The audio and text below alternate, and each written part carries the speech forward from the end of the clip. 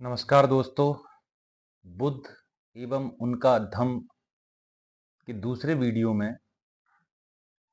मैं आपका स्वागत करता हूं। पहले वीडियो में हमने जो सुना, जो मैंने कहा कि गौतम बुद्ध का जन्म कैसे हुआ। महामाया देवी लुम्बिनी वन से गुजर रही थी, क्रीड़ा करने का उनका विचार हुआ। साल वृक्ष की एक टहनी उन्होंने पकड़नी चाही। वो टहनी एकाएक नीचे आई और जब वो टहनी को पकड़े हुई थी तो एकदम से झटके से टहनी ऊपर हुई और उनको प्रसव वेदना चालू हुई। और उसी क्षण एक दिव्य अलौकिक पुत्र का जन्म हुआ, जिसका नामकरण अभी आगे होगा। तो परिवार में खुशियां मनाई जाने लगी। शुद्धोधन और महामाया, महाप्रजापति, गौतमी, सारे लोग बहुत खुश थे। पूरा शाक्य संघ बड़ा खुश था, क्योंकि राजा के यहाँ राजकुमार का जन्म हुआ था। और उस समय जो पुत्र जन्म जब होता था ना, तो और ज्यादा खुशियां मनाई जाती थी, क्योंकि उस समय की जो सामाजिक व्यवस्था थी वो वैसी ही थी। तो उसी समय हिमालय पे एक असित नाम के ऋषि रहते थे। बहुत विद्वान ऋषि थे, बहुत जाने माने ऋषि थे।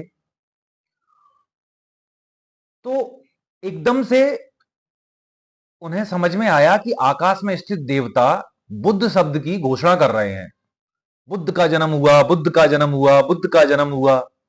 उन्होंने कहा, यार ऐसा क्या हुआ है कि ये लोग ऐसे हर्ष से, प्रसन्नता से बुद्ध का जन्म हुआ, बुद्ध का जन्म हुआ बोले जा रहे हैं। तो उन्होंने जम्बू द्वीप, पूरे जम्बू द्वीप पे अपनी दिव्य दृष्टि डाली। जम्बू द्वीप का अर्थ मैं बता चुका हूं। जम्बू मतलब जामुन के पेड़, द्वीप मतलब कोई स्थलीय भाग जो चारों तरफ से समुद्र से घिरा रहता है। तो जम्बू द्वीप नाम इसलिए पड़ा इस क्षेत्र का, क्योंकि नर्मदा के उत्तर में जो हिस्सा है, खासकर जिसको हम उत्तर भारत बोलते हैं, वहां जामुन के पेड़ों की अधिकता बहुत ज्यादा थी। इसलिए इस जगह का नाम भारतीय ग्रंथों में जम्बू द्वीप के रूप में वर्णित किया गया है। तो उन्होंने असित ऋषि ने पूरे जम्बू द्वीप पर दिव्य दृष्टि डाली और उन्हें समझ में आया कि कपिल वस्तु में कोई दिव्य एवं अलौकिक बच्चे का जन्म हुआ है। तो वो अपने भांजे को लेके कपिल वस्तु पहुंचे, साक्य संघ की जो राजधानी थी। तो जब वो कपिल वस्तु पहुंचे तो उन्होंने देखा राजा शुद्धोधन के महल के आगे लाखों लोगों की भीड़ लगी हुई है। तो उन्होंने जाके द्वारपाल से पूछा कि द्वारपाल, ये भीड़ कैसी लगी हुई है। तो उन्होंने कहा कि शुद्धोधन जी के घर में बालक ने जन्म लिया है। तो असित ऋषि ने बोला कि राजन से बोलिएगा कि मैं उनसे मिलना चाहता हूं। द्वारपाल अंदर गया। उसने राजा शुद्धोधन जी को बताया कि हे राजन, एक ऋषि द्वार पे खड़े हैं और वो आपसे मिलना चाहते हैं। शुद्धोधन जी ने बड़े हर्ष के साथ बोला द्वारपाल से कि अतिशीघ्र उनको लेके आइए। असित महाराज, असित ऋषि महल के अंदर आए। शुद्धोधन जी ने उनको आसन दिया। तो असित ऋषि ने शुद्धोधन जी से पूछा कि बालक कहां है। तो शुद्धोधन जी ने कहा कि बालक अभी सो रहा है महाराज। तो असित ऋषि ने बोला कि महाराज, मुझे बालक को देखना है। शुद्धोधन ने कहा कि महाराज, बालक अभी सो रहा है, जब वो जागेगा तब आप देख लेना। तो असित ऋषि ने कहा कि हे राजन, ऐसे बालक सोया नहीं करते, ऐसे बालक हमेशा जागरूक होते हैं। और इतने में ही बालक के रोने की ध्वनि, जागने की ध्वनि उन्होंने दे दी। तो शुद्धोधन जी बालक को लेके आए और उन्होंने असित ऋषि के हाथ में उनको सौंप दिया। असित ऋषि ने जब बालक पे नजर डाली तो उन्होंने पाया कि यह बालक 32 महापुरुष लक्षणों से युक्त है तथा 80 अनुव्यंजनों से युक्त है।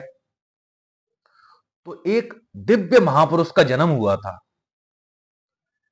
असित ऋषि समझ गए कि यह एक अद्भुत पुरुष है, एक महापुरुष है, जिसका जन्म करोड़ों अरबों वर्ष में एक बार होता है। असित ऋषि रोने लगे, सिसकियां ले लेके। हाँ, इस टाइप से, यानी एक करुणा में, और जैसे कुछ छूट रहा है, ऐसे सिसकियां भर रहे थे। तो शुद्धोधन जी बड़े घबराए, बोले महाराज आप इस तरीके से विलाप क्यों कर रहे हैं, जैसे कोई बिछुड़ रहा है आपसे? क्या कोई इस शिशु के साथ दुर्घटना होने वाली है? असित ऋषि ने कहा, ये राजन, मैं इस बालक के लिए नहीं, मैं अपने लिए रो रहा हूं। क्यों रो रहा हूं?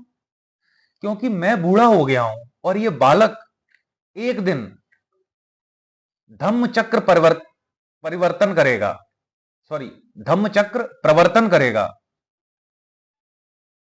धर्म को एक नया नया प्रकाश देगा। मैं तब नहीं रहूंगा, मैं मर जाऊंगा। तो मैं इसलिए रो रहा हूं कि मैं इस बालक को बुद्ध होते हुए नहीं देख पाऊंगा। तो उन्होंने अपने भांजे, जिसका नाम नाहक था, उससे कहा कि हे नाहक, जिसको नरदत्त भी बोलते थे, हे नरदत्त, जब ये बालक के बारे में तुमको पता पड़े कि इसने बुद्ध के रूप में अपनी स्थापना कर ली है, तो तुम इसकी शरण में जाना और इससे आशीर्वाद लेना और इसको अपना गुरु बनाना और इसकी सेवा हमेशा करते रहना। इसके बाद हम देखते हैं कि जो भगवान बुद्ध का जब नामकरण हुआ जन्म के 5वें दिन, तो ब्राह्मणों को बुलाया गया, भगवान बुद्ध का नामकरण हुआ, यानी बालक का नामकरण हुआ। उनका नाम पड़ा सिद्धार्थ और गोत्र गौतम, तो इसलिए उनका नाम पड़ा सिद्धार्थ गौतम। अब यहां पे मैं आपको गोत्र की एक कहानी सुनाता हूं कि गोत्र क्या होता है। गोत्र आपने देखा होगा, जैसे कोई परिवार होता है, उसका कॉमन सरनेम होता है, तो उसको गोत्र बोलते हैं। अब इसकी अवधारणा कहां से आई? अवधारणा यहां से आई कि वैदिक काल में जिन लोगों की गायें एक ही जगह पे बनती थी, एक ही कोठरी में बनती थी, उनका एक कॉमन गोत्र होता था। तो वहां से ये गोत्र की अवधारणा चालू हुई। तो 5वें दिन जब उनका नामकरण हो गया बालक का और उनका नाम रखा गया सिद्धार्थ गौतम, और आप अजीब विडंबना देखिए इस प्रकृति की कि 7वें दिन उनकी मां अर्थात महामाया जी का निधन हो गया। तो ये कोई नेगेटिव चीज नहीं थी कि निधन हो गया। हमेशा याद रखना कि गौतम बुद्ध को बचपन से ही ऐसी घटनाएं उनके साथ होने लगी थी कि उन्हें समझ में आ गया कि इन भौतिक चीजों में, इन भौतिक लोगों में, इन भौतिक प्राणियों में अपना मन को विषय, अपने मन को नहीं लगाना है, इन विषयों से उनको दूर रहना है।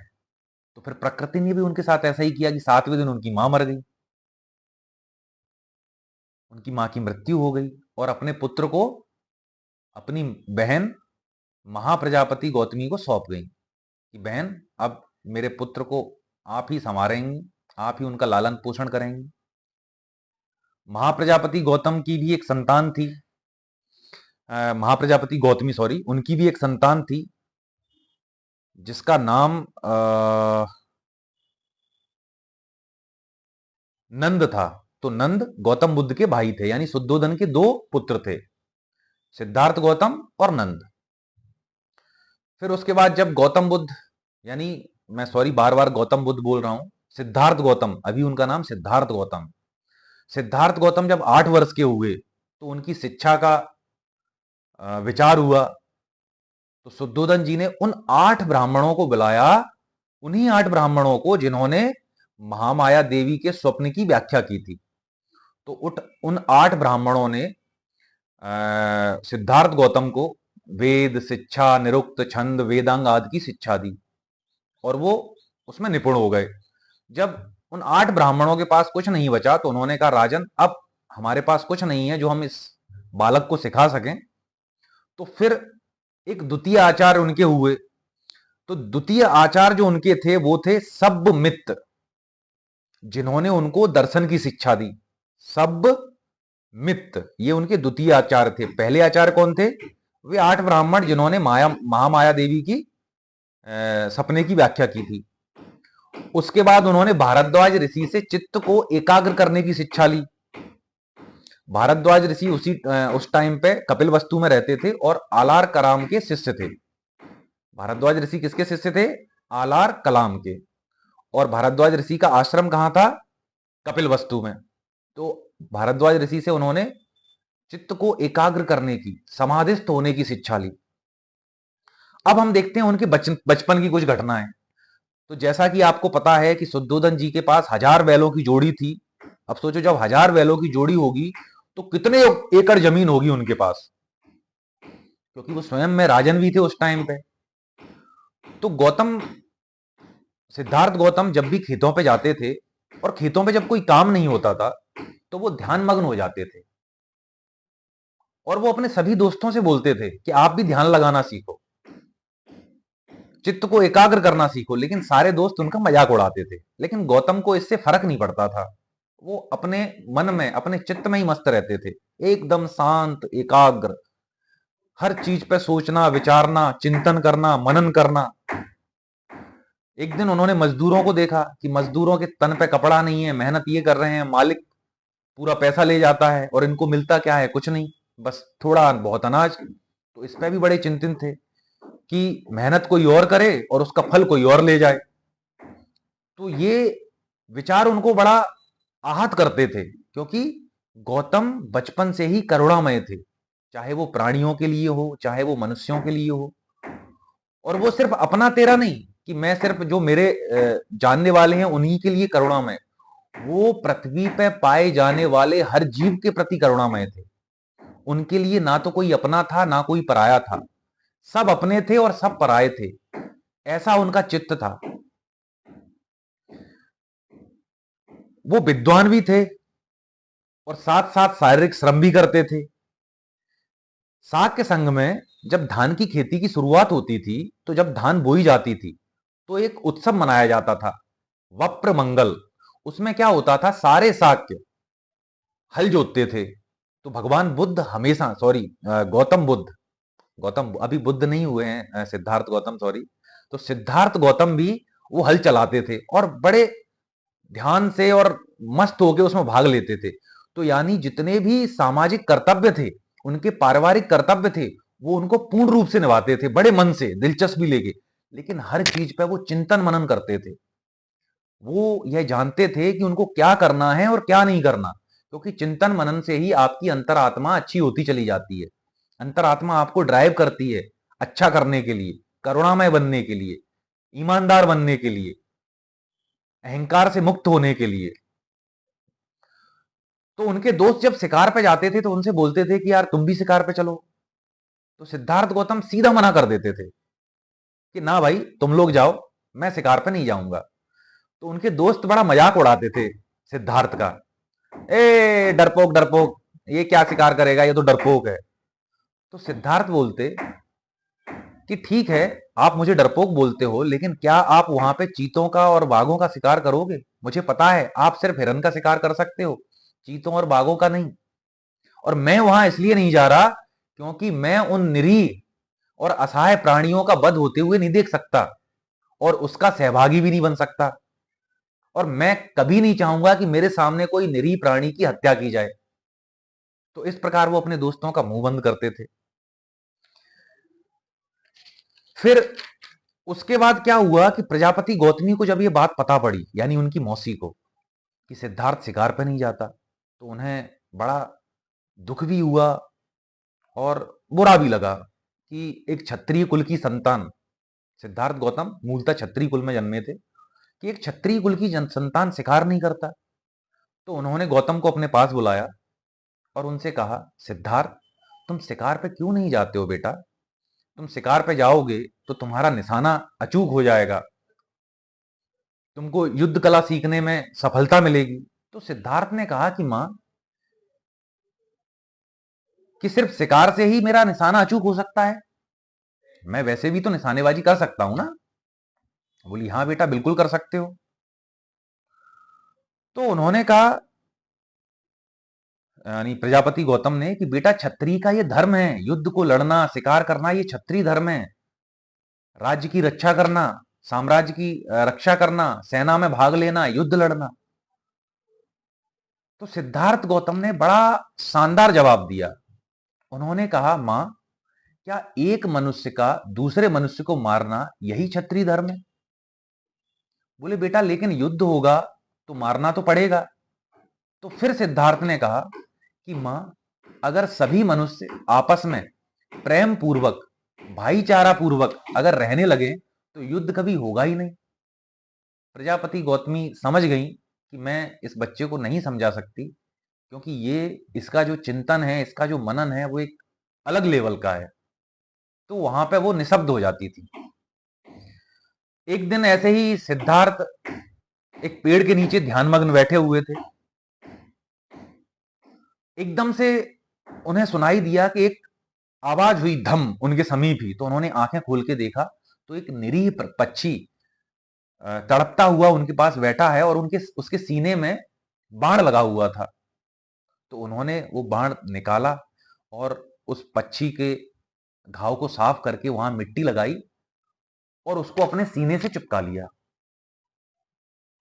क्योंकि सीने से चिपकाने से गर्मी मिलती है, तो पक्षी का जो ब्लड है ना, वो थोड़ा जल्दी मूव करेगा और पक्षी को सही होने में मदद मिलेगी। उतने में ही देवदत्त, जो उनका ममेरा भाई था, वो आया और उसने सिद्धार्थ से पूछा कि सिद्धार्थ, यहां कोई पक्षी आया क्या? उसको मैंने तीर से घायल किया है। सिद्धार्थ ने निर्भीक होकर बोला कि हाँ, वो पक्षी आया था, मैंने उसकी रक्षा की और देखो वो मेरे सीने से लगा हुआ है, ये देख लो। तो देवदत्त ने कहा कि इस पक्षी का शिकार मैंने किया है तो ये पक्षी मेरा है। सिद्धार्थ ने कहा, इसके प्राणों की रक्षा मैंने की है तो ये पक्षी मेरा है। दोनों में झगड़ा हुआ, विवाद हुआ। देवदत्त ने बोला कि जो शिकार करता है उसी पर शिकार का जो शिकार करता है वही उसका मालिक होता है शिकार का। उधर सिद्धार्थ ने बोला कि नहीं, जो किसी के प्राणों को बचाता है वही असली मालिक होता है। तो ये बात न्यायालय में गई। न्यायालय में गई तो वहां पे सिद्धार्थ की विजय हुई और देवदत्त आजीवन उनका दुश्मन बन गया। यहीं से देवदत्त उनका दुश्मन बन गया, बैरी बन गया, उनसे शत्रुता रखने लगा। तो यहां से हमें ये सीख मिलती है कि चाहे वो आपका सगा हो, आपका बाप हो, भाई हो, लेकिन अगर वो हिंसा के मार्ग पे है तो हमें कभी भी उसका सपोर्ट नहीं करना चाहिए, क्योंकि गौतम बुद्ध के जीवन से तो हमें यही सीख मिलती है। और इतना बड़ा महापुरुष कोई बात ऐसे ही नहीं कह सकता। इसलिए गौतम बुद्ध के जीवन से हमें सीख मिली कि कोई भी हो, आपका सगा हो, नहीं हो, कोई भी हो, हिंसा का सपोर्ट कभी मत करो। अगर कोई लड़ रहा है ना तो हमेशा उसको बोलो कि विचार विमर्श करके ही चीजों को सुलझाओ, ना कि लड़के। तो हिंसा का सपोर्ट कभी नहीं करना है। अब हम देखते हैं कि सिद्धार्थ का विवाह हुआ 16 वर्ष की आयु में। जब सिद्धार्थ 16 वर्ष के हो गए तो उनका विवाह यशोधरा जी से हुआ। यशोधरा जी दंडपाणी नामक शाक्य की बेटी थी। दंडपाणी ने अपनी बेटी के लिए स्वयंवर रचा, लेकिन यशोधरा ने सीधा सिद्धार्थ को चुना। वहां पे सारे राजकुमार नाराज हो गए, बोले ऐसे कैसे हुआ, जब तक कोई परीक्षा नहीं ली जाएगी तब तक स्वयंवर पूर्ण नहीं होता। और सारे राजकुमार जानते थे कि सिद्धार्थ बहुत अकेला रहता है, ना शिकार पे जाता है, ना युद्ध में भाग लेता है, तो हम क्यों ना लक्ष्य वेद की परीक्षा करवाएं। तो उन्होंने दंडपाणी से बोला कि लक्ष्य वेद की पहले परीक्षा होगी, उसी के बाद जो यशोधरा जी हैं वो राजकुमार को चुनेंगी। तो लक्ष्य वेद की परीक्षा हुई। तो उस लक्ष्य वेद में भी सिद्धार्थ ने सबसे अच्छा लक्ष्य वेद किया। अंततः जीत सिद्धार्थ की हुई और यशोधरा एवं सिद्धार्थ गौतम का विवाह हुआ। विवाह के बाद यशोधरा जी ने एक सुंदर बालक को जन्म दिया जिसका नाम राहुल रखा गया। तो ये तो अब तक की कहानी हो गई, कैसे सिद्धार्थ का बचपन बीता, उनका विवाह हुआ। अगले पार्ट में आगे अब क्या क्या होगा, कैसे उनको रिझाया जाएगा कि वो चक्रवर्ती राजा बने, सन्यासी ना बने, कैसे वो सन्यासी के मार्ग पे आगे बढ़े, कैसे उन्होंने दीक्षा ली, कैसे उनको ज्ञान की प्राप्ति हुई, वो मैं अगले वीडियो में बनाऊंगा। तब तक के लिए जय हिंद, जय भारत, धन्यवाद।